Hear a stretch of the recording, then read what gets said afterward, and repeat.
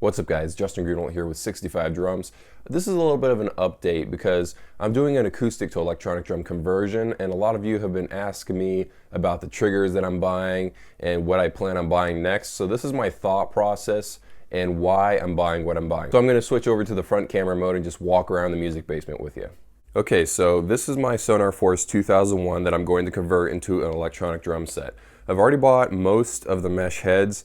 This is that 3-ply Billy Blast mesh drum head. I have a review on that if you want to check that out. And then I've got this 1-ply Remo black mesh head right there. I haven't gotten a mesh head for this drum yet, but I'm planning on getting one of those soon. This is what I've gotten done so far. I'm starting to slowly implement some of the parts into my Roland TD30K drum set. So that's the snare. I've got a Remo Silent Stroke 1-ply on that right now, using an RT30 Roland trigger. This is a dual zone trigger that you use for like the snare, but you can use them on the toms as well. And over here I've got the Roland RT10, also the snare edition. That way I get both zones, rim and drum head.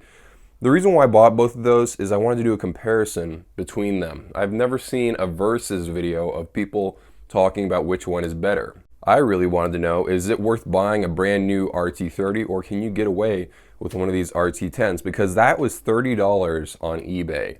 I picked up this brand new for $90 with the help of a gift card, thank goodness. And so I'm doing a comparison right now. It's way too early for me to tell you what I think on this yet, because I still got to test it more. And I have to test these on different mesh thicknesses. Like, I've only tested this on a 1-ply. I need to go test it with a 3-ply. I've got a 2-ply right here. So I'm going to be putting that in on this snare and be testing that as well. So what's my next step after this? Obviously, I'm not just going to put Roland triggers on everything. I need to test some other things. If I was just going to buy this for my own sake and I didn't have a YouTube channel, I'd probably go a different route than the way I'm going right now. But the whole idea is to buy a bunch of different triggers from different manufacturers so I can kind of give you guys an idea of what you can get for your money. So the next thing I'm going to do is buy a trigger system that goes underneath, inside of the drum itself. The great thing about doing a trigger setup like that is it's a little more clean, and with the air vents, where is it? Right there, like air vents right there, you can actually feed the cable out of that, so it's got a very nice clean look.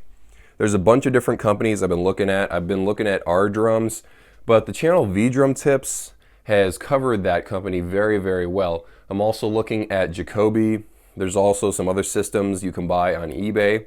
I've pretty much decided on what I'm going to get, but I want to surprise you guys with what I get next. After I buy that system, which we'll probably end up using on the snare because I want the most accurate trigger response for the snare, this will probably end up going on maybe the high tom. I'll probably not be using this pad anymore, but that will go on the high tom, and then I'll have that new trigger system I'm going to buy inside of the snare drum, because for me the most important thing is to get 100% accuracy on the kick and the snare. That's very, very important to me. And speaking of the kick drum, let me go look at this again. Speaking of the kick drum, if you're wondering what all that's about, that's for a review I'm doing. It's called rDrums. The kick drum is very tough. There was one time where I made a whole video on how to make your own kick drum trigger, and you can actually see, I don't know if you can see the light very well, there's a wood beam right there, and I actually made my own trigger system and I made a whole video about it, but the accuracy just wasn't good enough for me, so I never released the video. I have a couple of different options here. I could buy that new Roland kick drum system, you know, where it doesn't even use a mesh head. It looks like it'll be a really, really good way to convert your kick drum, but that's $300. That's just a lot. Or again, I could keep this mesh drum head and then buy a trigger system.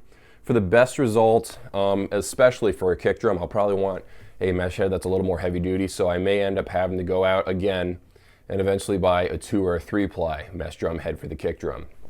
So I really haven't decided on the kick drum yet. My next step will be buying an internal trigger system for like the snare or one of the toms. This is a process, guys, because it takes a lot of money to convert your drums, as you may have guessed, but it's actually cheaper than just buying the Roland drum set all on your own. And of course, I really do intend to take all these cymbals and then use it with the new converted drum set. And then I'm also thinking about using this snare pad. I've used it as the first floor tom. I'm probably going to use that as a secondary snare on the new acoustic conversion. It'll probably be off to the side, so I'll need to buy another snare stand, like right about right there. I also want to upgrade my drum module. There's a lot of good new stuff coming out from a bunch of different companies, and on the market right now I can get about $1,500 to $1,700 from that, so that'll go a long way to helping me buy another drum module. So I don't know if that's going to happen this year. It'll probably happen next year, but maybe happen this year. Guys, one other thing I want to point out, you can convert your acoustic drum set very, very cheaply if you want. Believe it or not, you can buy like a whole package of these things for all of your toms, and I believe a kick drum trigger as well, for only about $150. You can buy a whole package of those, the RT10s from Roland. So if you want to go that route and just entirely convert your drum set for about $150, and then of course you need to buy the mesh drum heads.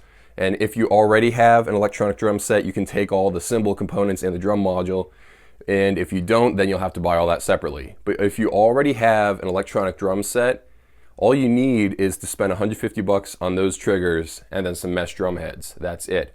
But I want better accuracy than I get out of these things.